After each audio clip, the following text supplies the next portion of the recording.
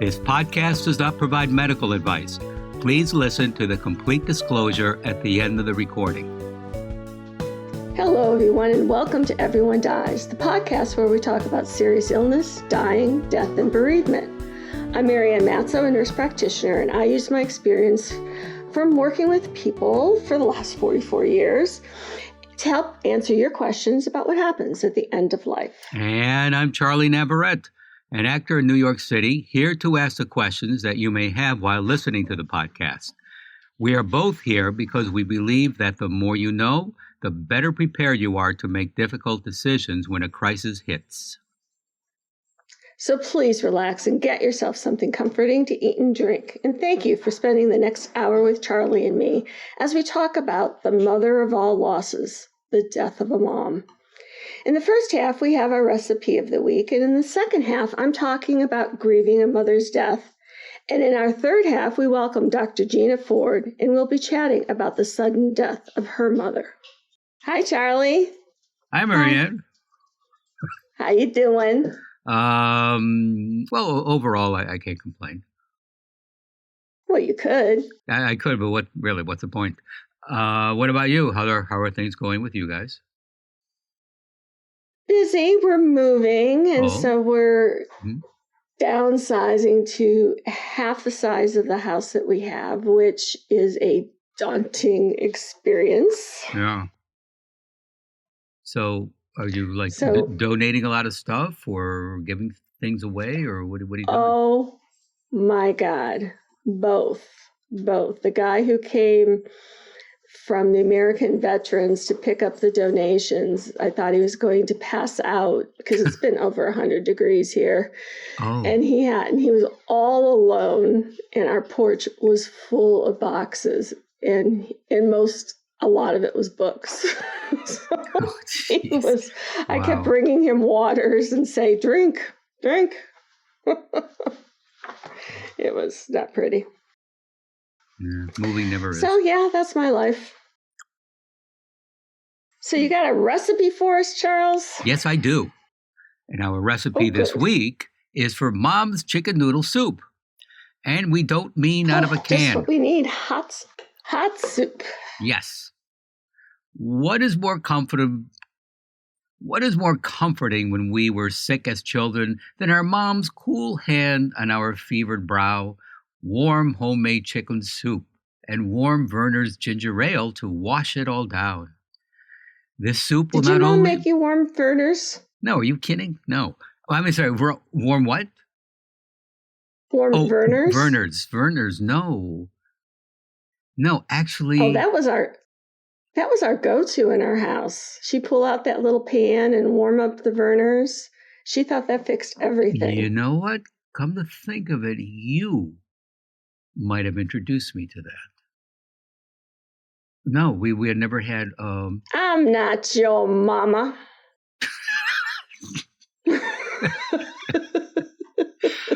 Well, if you say so. No, actually, I think you didn't. When I said no, what is that? I believe you were shocked that I had no idea what you were talking about. Really, I do think it was from you, about warm Werner's. Huh. I forgot about that. But no, actually the chicken soup we always had came out of a can. But it was fine. Yeah. Heat it up and it was good. Mm-hmm. So, and actually there is something very comforting about, chicken noodle soup and the American psyche. So really, it not only makes you feel good, but think about it. If you take that to a funeral, it's it'll be a hit. It's very warm, comforting. It's comfort food. And at a time like that, you want to be comforted. Absolutely. Yes.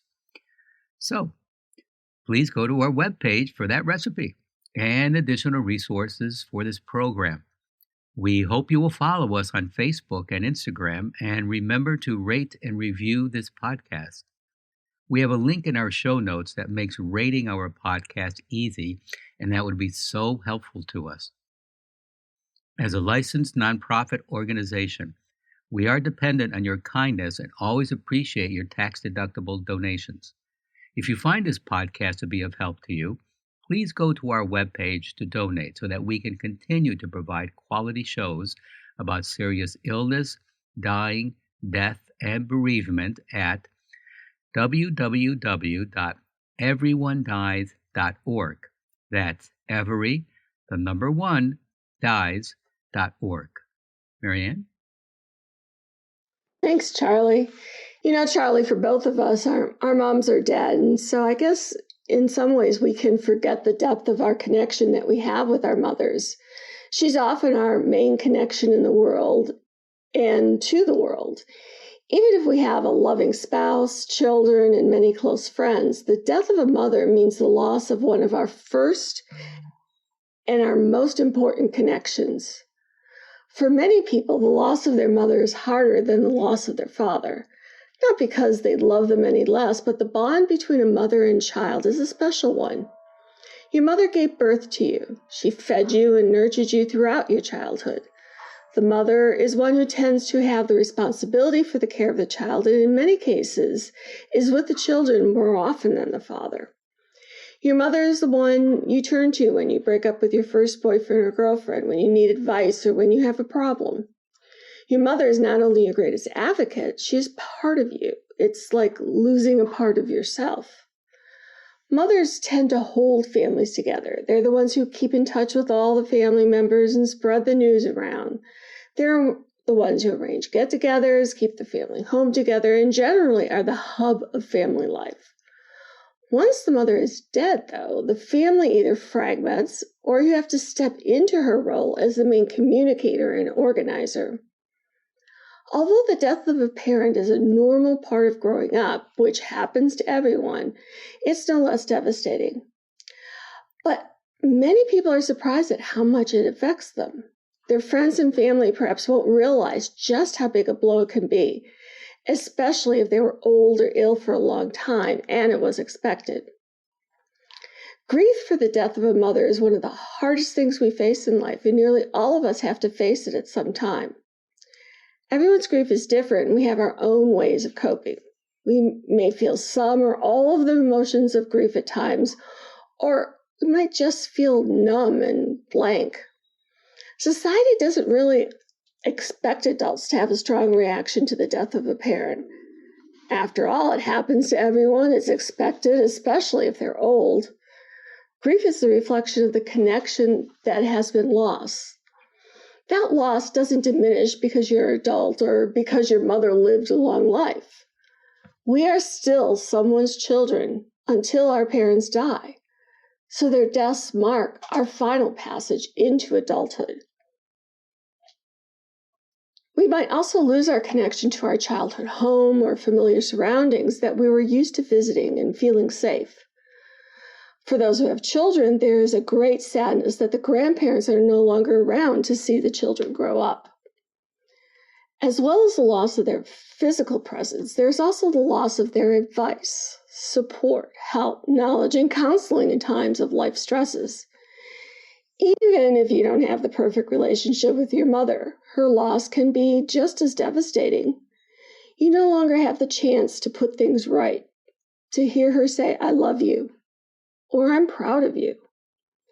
The death of a mother with whom you have a difficult relationship can be complicated with feelings of guilt, blame, and regret to contend with. Though some people do feel that they can get on with their lives if their mother was violent or neglectful, there is the sadness that the relationship was not as good as you would have liked, plus the sense of loss that there's no longer the opportunity to put it right. The death of a parent delivers us to a world we have thought about but couldn't actually fully prepare for.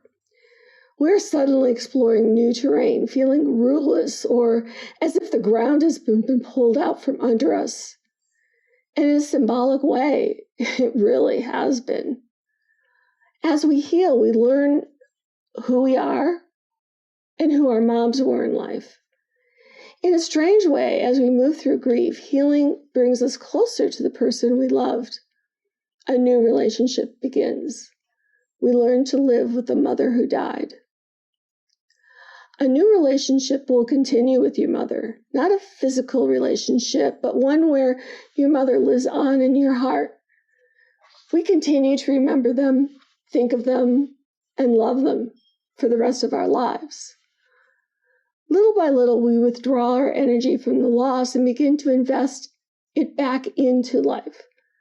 We put the loss in perspective, learning how to remember our moms and commemorate the loss. In the days to come, as time passes, it may still hurt, but in time it'll hurt less frequently. All that your mom was, all the love you shared, and the relationship you had will not die. The depth of love, the depth of caring is everlasting. We never replace our mothers, but we can strengthen our family connection as we find new and deeper meaning in our existing relationships. We begin to live again, but we cannot do so until we have given grief its time. And I know as a mother of 2 daughters that I have my mom in my head a lot. I hear her voice. I think of how she would react in situations that I'm in with my daughters. And I work really hard to kind of do just the opposite. And for the most part, I can be pretty successful with that. And often, and I'll talk about her, and often we'll say, here's what my mom would say about that, but here's what I think about that, because they are often very different thoughts. And then I have other friends, girlfriends who have had these incredible relationships with their moms. And I truly envy them that that's what they had. And people will ask me, they'll say, well, should I do this with my mom? Should I have my mom who has dementia move in with me? And my first question always is, well, do you like your mom? Can you be in a room with her for longer than 5 minutes without each of you wanting to strangle each other? Because that makes a big difference. If you truly enjoy each other, the answer is very different than if really you can't make it through a meal without really looking forward to her leaving. So those are things to consider in the relationship, but they also play a part when mom dies and how you process that and how you grieve that. Any thoughts about that, Charlie? Oh yeah, 1 or 2. Yeah, you and I both had difficult mothers. It took a while. Yeah, I just did not want to deal with her, and so I missed out on a lot with my siblings. I just did not want to be under the same roof with her. And thank goodness for therapy. It took a while, but I was able to learn how to deal with her, how to deal with myself, and the anger, the frustration I had at her, and finally was able to sit her down.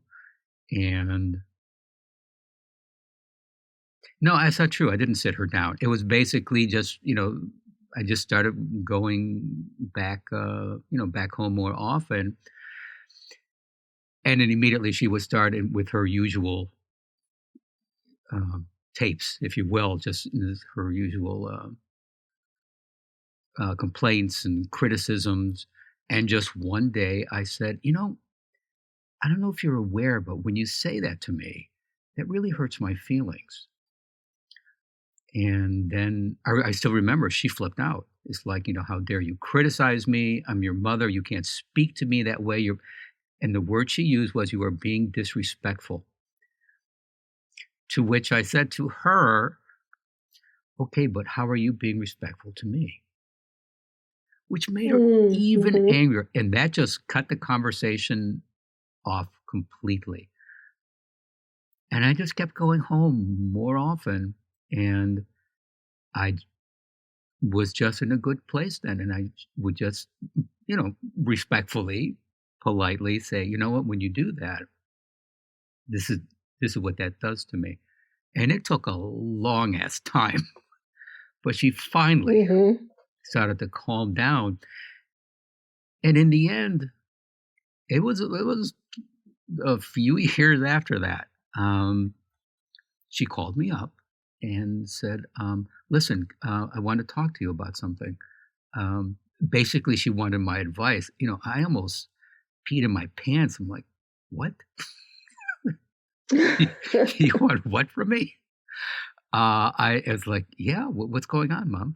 And she told me, and she just kept talking. And then just everything about this horrible childhood she had just came out. Wow. And then it just made sense. It's like, oh my God, you have become, I see you were, Charles Dickens could have written about you. It was just horrible what she had to go through as a child. Her mother died when my grandmother died when my mother was 5, and basically her father, my grandfather, just like, shuffled her off to anyone who would look after her. Just did not want to deal with a girl. Yes, I mean, she never got over her mother's death. Wow. And then it was interesting with my siblings. She was not as open, but with me, she always was. So by the end, the best way I could summarize it. I mean, I came to terms with how I felt about her, and it was an issue of that. It was strange, but I loved her, but I didn't like her. She would still occasionally slip into that meanness and that retaliation for the smallest thing.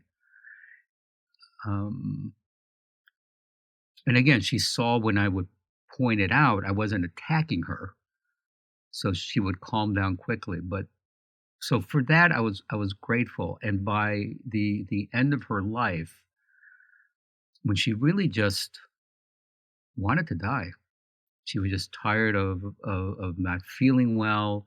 And again, she really did not do much to just do simple exercises or even to pick up a book and read.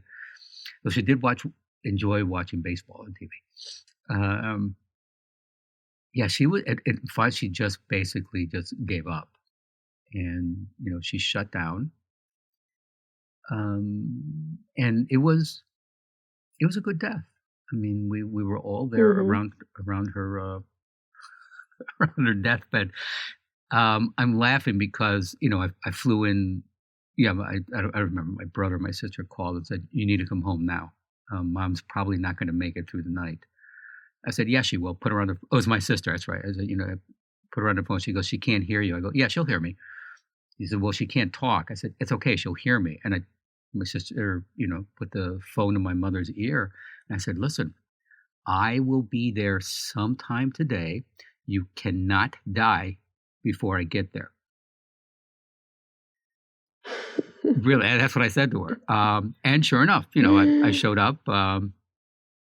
My cousins picked me up. They were kind of freaking out. "Okay, we're going to rush. We'll get you there on time. Don't worry about it. Here, I have a drink here in the car." I'm like, "Relax, it'll be fine." No. You must. They were more anxious about her dying than I was. But it was good. I mean, at the end, we all said our goodbyes. And I remember and I remember I mentioned to you that, I was the last one to leave. And you had mentioned, yeah, because you had asked me, did I stay with her until the very end? And I didn't. And I knew this in the back of my mind, and it just didn't occur to me so that she would not be alone. At the very end. And actually, after we left, she died like a couple of hours later. But I know with my dad, who's 97 now, I will not do that. I will stay with him. But it was just that but I told her I was the last one, to leave the room. I said, I told her, go home, go see your mom, give my grandmother a big hug, go be with her, and that was it. So in the end, it worked out. It did, didn't it? Yeah. It's a great story. Yeah. Well, thanks for talking about that. Moving on, everyone dies smooth transition, eh?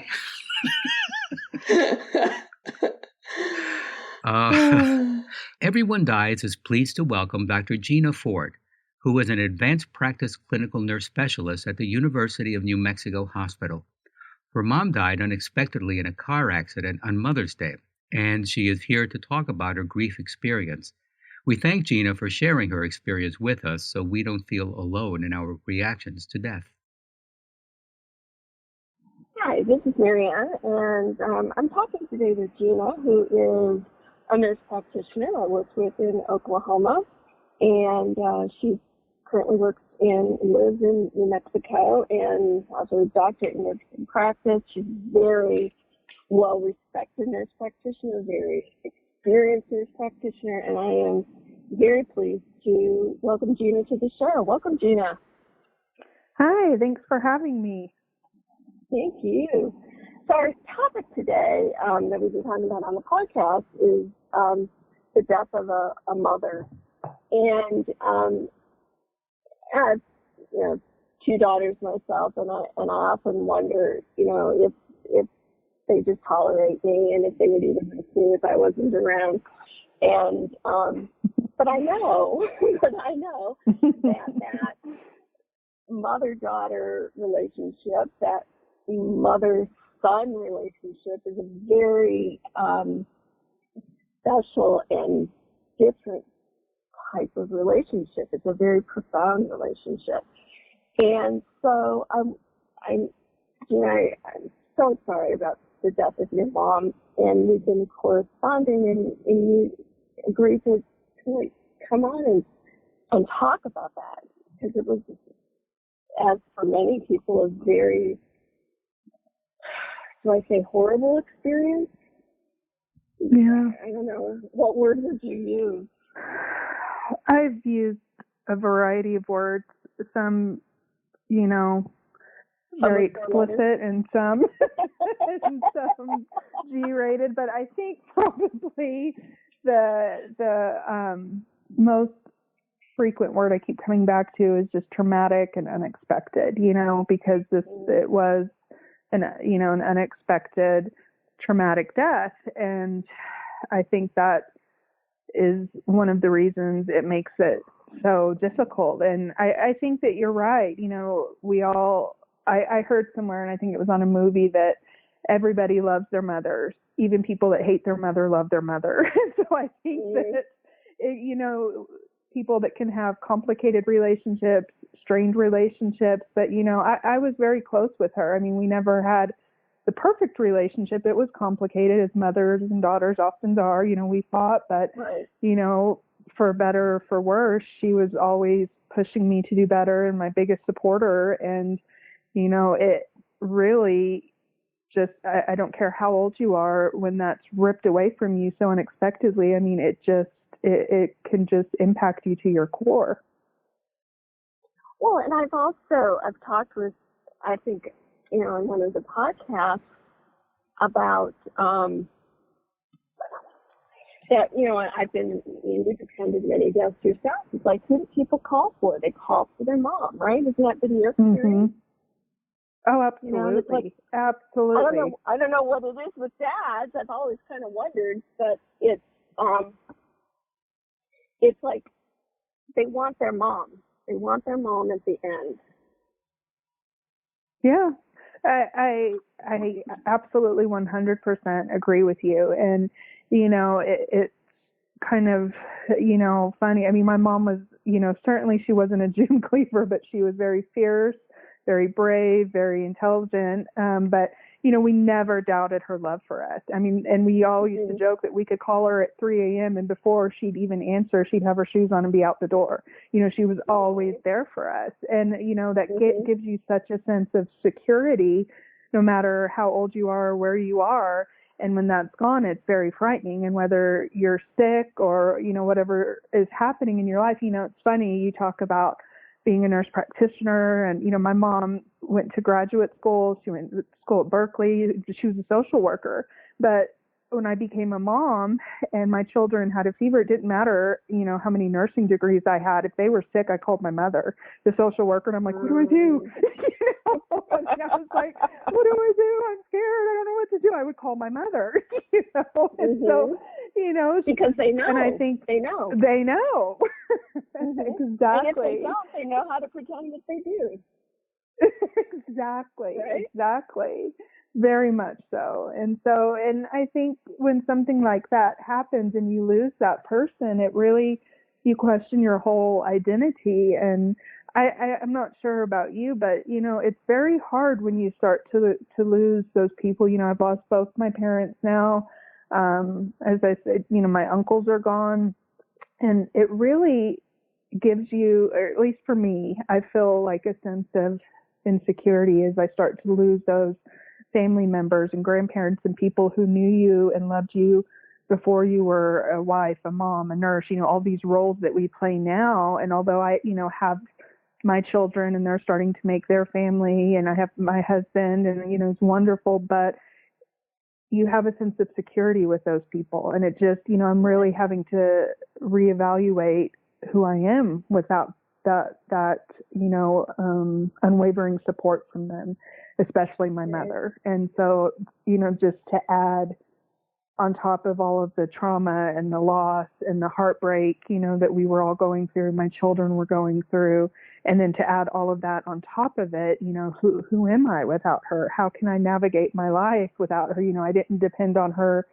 financially or anything, but I depended on her in so many ways. And I still, to this day, it's been a year, I have a running list in my mind of things I need to ask her about and talk to her about, and I want her advice on. And I don't know if that will ever go away. I'm waiting to talk to her, Right. And the ironic thing is, some things I'm waiting to talk to her about. I remember the day of the funeral and, seeing all of these people, and all of these people came, and the hugs and the tears and the stories and the food, and then getting in the car, and the only person I wanted to talk to was her. And I remember thinking what she would think about some of this. And so I don't know if any of that will ever go away. Well, and you probably don't want it to go away in some sense, because it's like, I met my daughter this morning, and I was going to stop at our favorite donut shop, and I never asked her what kind of donuts she wanted. I know what kind of donuts she wants.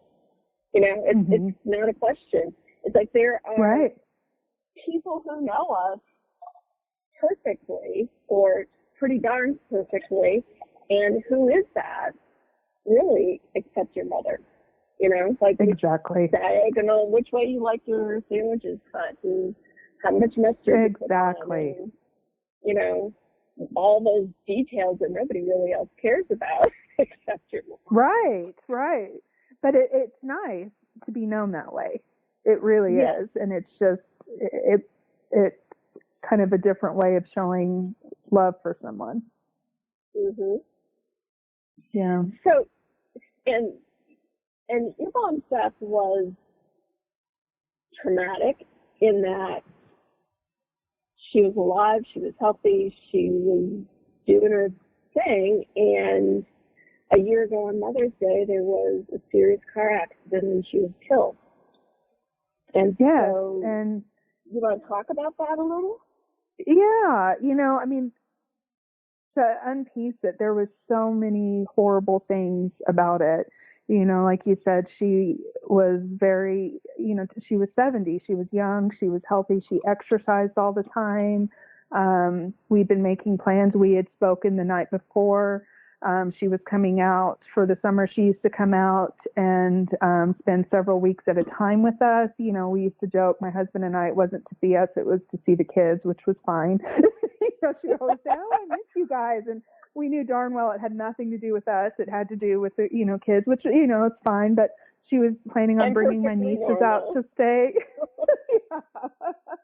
But, she was, retired and living her best life and doing her thing. And we've been texting that morning, and, one minute she was there, and then the next, I got a FaceTime call from my sons, and I remember perfectly, I was on the treadmill, and, he said that, there'd been a car accident, and, the first thing I noticed is that he was hurt. And so, like every mother, your heart skips a few beats, and and he was sobbing, and he said they're working on Nana and they won't let me see her. And I just froze.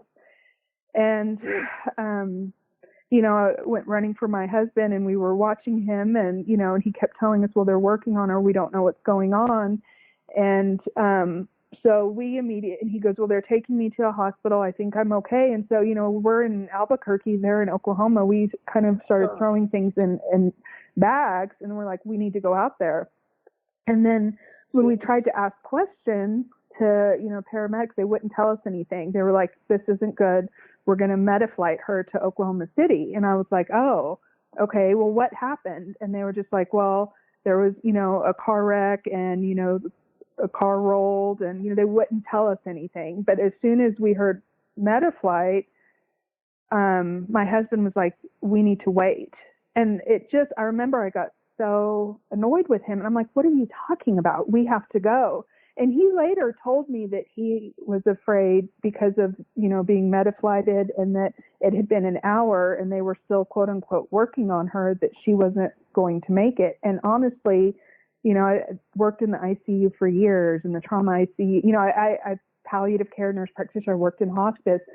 I'm embarrassed to say that never crossed my mind that she wasn't going to make it. The worst case scenario, I thought, well, she might have to go to a rehab, and so I might have to stay there a couple of weeks. I mean, it never even occurred to me that she wasn't going to make it. This woman who is very fierce, very strong, larger than life. It honestly never crossed my mind. And I was like, we need to go. And he was like, we have to wait for, our other son who was coming from Colorado. He was like, just wait for him and then we'll all go together. And so we were just kind of, I was a little annoyed. I was like, okay. Yeah. But I was frantically making all these calls. We were trying to find my stepdad. We were calling family and just trying to locate her. And then I ended up calling my beloved mentor, who has taught me everything I know about palliative care. You've worked with him as well. And I believe he was actually, he's wonderful. And, that was actually my husband's suggestion, because I was just the days he was like, you need to call him. And so I think he was actually playing golf. And I just said, my mom's been in an accident. I can't find her. They said they're Metaflighting her. I don't know what to do. And he was like, I'm on my way to the hospital. And I'd even called the ER, and they're like, we don't know what you're talking about. And so even before this, I guess I need to say, my mom and I, had talks about, in preparation if something were to happen to her. Her brother had died of ALS, and so this was not, and, me being in the field that I'm in and with COVID, we'd had many talks if something were to happen. She was quite clear of what she wanted. She wanted to be, comfortable, peaceful at home. She didn't want any heroic measures. She never wanted to be in a hospital. She was very clear about that. This was just who she was. And, so then fast forward to this, and, he was at the hospital, and he said that, he was there whenever the helicopter landed. And I remember him calling me on the phone, and he said, she just landed and they're working on her. And he was like, they're coding her now. And he was like, do you understand what I'm saying to you?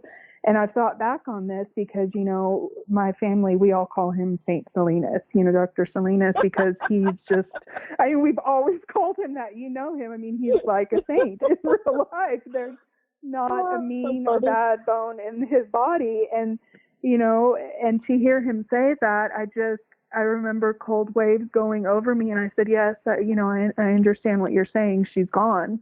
And he said, yes. And, he's like, I think she was gone before they landed. And, with Oklahoma law, I guess the paramedics cannot pronounce in the field. So I realized these several hours they had been coding her, trying to get her alive, to get her to the hospital so a doctor could pronounce her. And it just made me absolutely sick.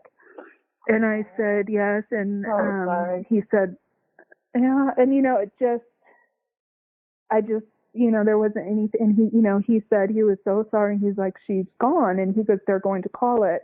And I just said, okay. And he goes, I'll wait here until your stepdad gets here. Because by that time, my family was coming, which again was, very kind of him. Because culturally, us being Cheyenne, we can't leave our family until we can't leave them alone.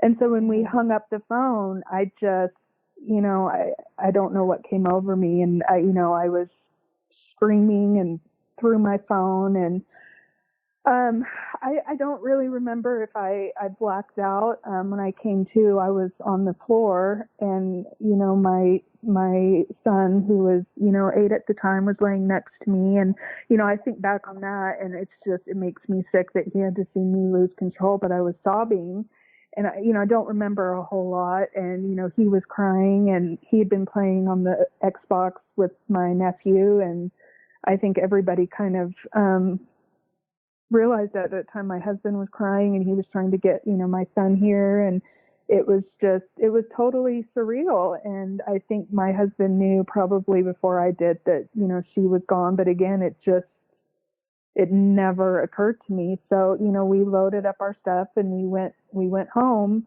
and in the house that my mother lived in was my grandmother's house and my uncle's house. It's been in our family for generations, and we went there, and it was just so surreal and painful to be there without her there. And I think especially in the manner that she died, and it wasn't the way she wanted to die, and the way that it happened, there was just so much trauma with that. And then dealing with all of the unexpected things, I think the grieving with that, following that, trying to go about the business when someone dies, planning a funeral, of course that was right around time, we were trying to file taxes, trying to figure out all that stuff. And because she hadn't been sick, none of that stuff was done, trying to figure out banking information, all the while you're grieving and everyone's numb and in a total state of shock. And then on top of that, trying to help children navigate this.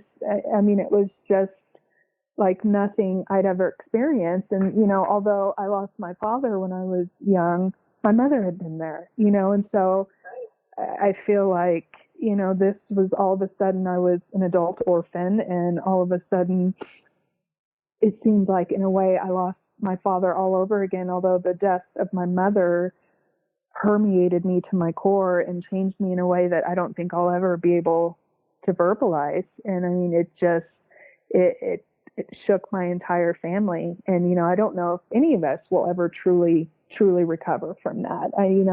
And it has made me, question my identity, my faith. And, I've been through every emotion that you can possibly imagine. And I think probably because of the way she died, though, the one that I dealt with a lot is just anger. And it's not at any person or anything.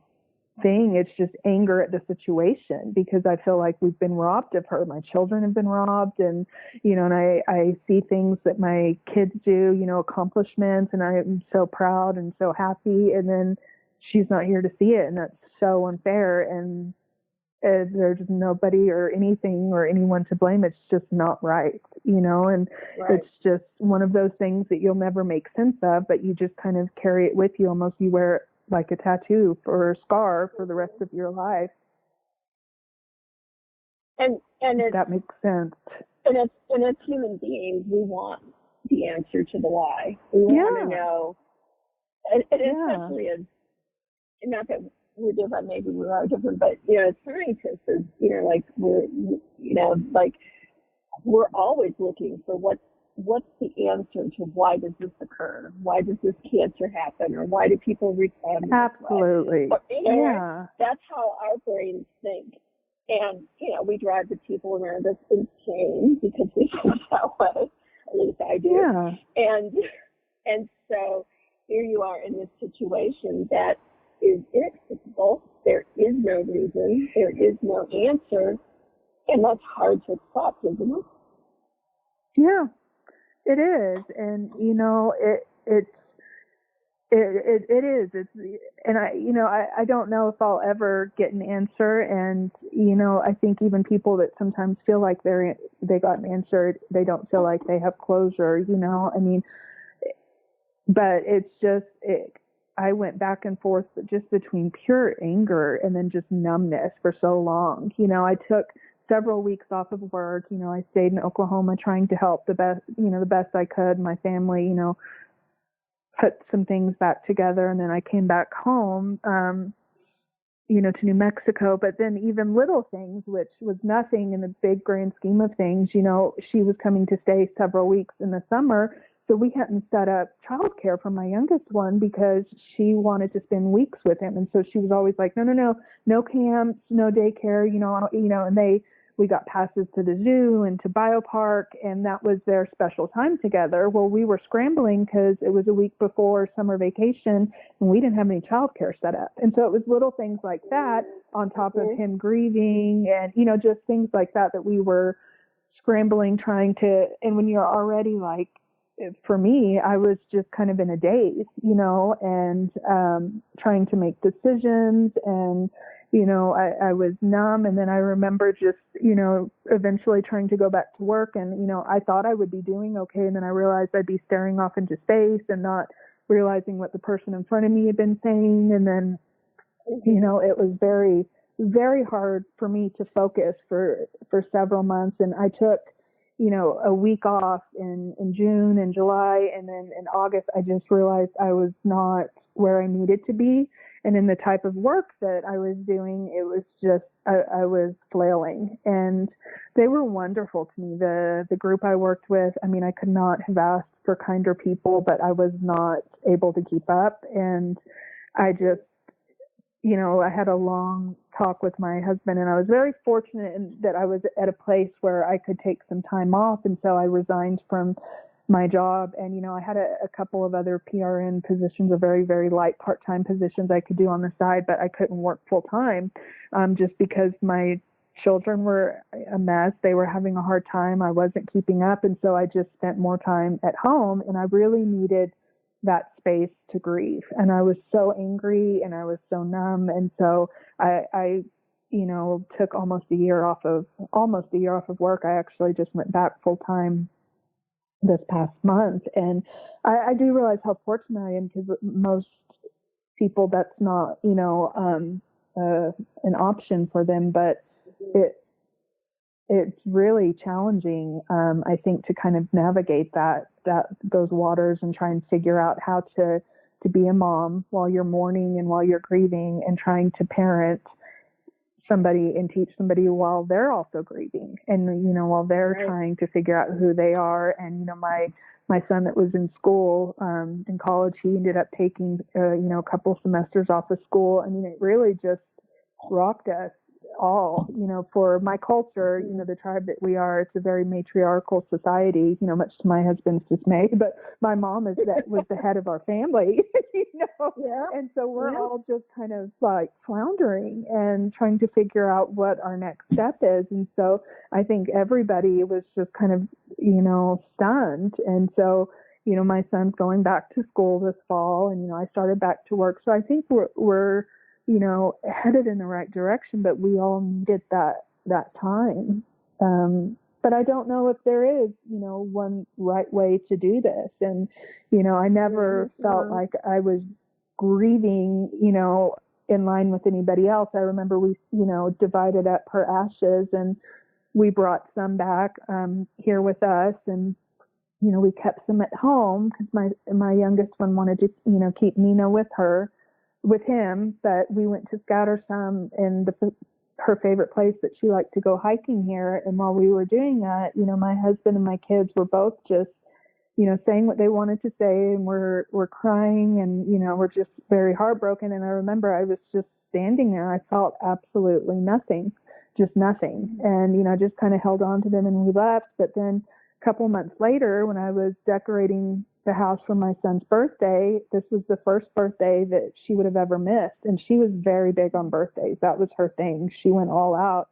And I realized she wasn't going to be there for any of our birthdays. I just was sobbing the whole way through it while I was blowing up balloons and streamers, and I was hysterical. So, you would have thought it would be the other way around. But, I just think that it's really important people remember that it's okay to grieve on your own time, in your own place, and, in your own way. And, there's not a one way to do this or one size fits all. Right. You know, and I was thinking today as I was getting ready to talk with you is that, you know, you and I are experts in death, dying, and bereavement. I mean, it's what we do in our jobs, it's what we research, it's what we teach, it's what we do, right? And yet, when it comes to our own grief, I don't feel like I'm any better at it than if I didn't know anything. Not. I mean, no. I mean, and you know, it's not like I haven't had loss in my life. You know, I've lost my dad. I've, you know, lost my father-in-law. I've lost my uncles, grandparents. You know, I've had my fair share of loss, but there is nothing in my life that could have prepared me for the loss of my mother, who's, you know, my best friend, who has, you know, made me the person that I am today. And I remember reflecting back on, you know, some of the things I had taught before, some of the things I read, and I just kind of got pissed off at myself. And I'm like, oh, I just know nothing, you know, because I was like, you know, I just could not have been prepared for this. There was nothing I could have done to be prepared for this. And, you know, I ended up, there was a couple of books, and they were not, you know, and I'm a very pragmatic, I'm very academic minded. I want you to give me, you know, give it to me straight. I'm very black and white, but there was nothing that I could have read in any type of journal that would have prepared me for this. So I went and I, you know, bought a couple of books that were very unlike any other books I would have read before. But I tell you what, they helped me more than anything, one in particular. And, you know, that was some of the best things I did. And it kind of gave me permission to be okay. It made me feel like it's okay to not be okay. I remember one day I went into the bathroom. I had a headache, and, you know, it was actually around Halloween, and that's my favorite holiday. And I usually go all out and decorate. My mom loved my decorations, and she would always text me if, you know, she wasn't here and say, send me your decorations. I love your decorations. Send me photos. And I didn't want to decorate this year. And, you know, I just wasn't going to. And my youngest son called my other son and said, Mom's not decorating. You know, I think something wrong. And so he called me and was like, you know, everybody's where you need to decorate. And, you know, it just kind of was like, I just didn't feel like doing anything. And so I thought, no, I need to.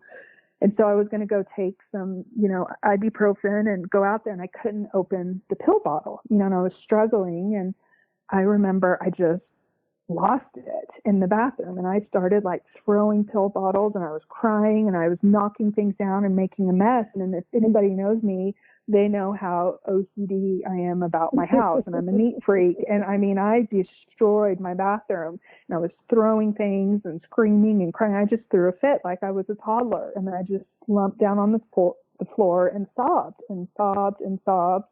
And then I got up and got a broom and cleaned up and put everything away, and I went outside and decorated. But I, you know, realized it's just, that was me kind of releasing some of those feelings. And I've never been a big crier, but at times it's almost like you have to vent, you have to let it out, and then go do your thing. You do you. So what was the book you read that helped? I'm sorry? You said there was one book you read that was helpful? There was one book in particular that I felt like really helped me. And, you know, the title, I think, is a huge, like, cringer, but it's called The Dead Moms Club. And it was written by a lady, and she had lost her mom to, I think she lost her to cancer, if I remember correctly. But she wrote this book, and she just tells it like it is. And, you know, she was never a big touchy-feely person like I was. And, you know, it was just very real life. And I loved it, you know, and it was exactly what I needed to hear, because I remember telling one of my friends from work, if one more person tells me that my mother's an angel and will always be with me, I'm going to give them a black eye. Because, you know, I'm a person of faith, but that was the last thing. I'm like, if one more person comes and rubs my shoulder and asks me how I'm doing and reminds me that she's always with me, I'm going to hit them. You know, I'm like, because that's not what I need to hear right now. And I need somebody who knows what this feels like, and who knows just how crappy this is and how it's okay not to be okay. And I don't think I got that book until right around, I don't know, Thanksgiving, but it was perfect because the holidays are just crappy and terrible.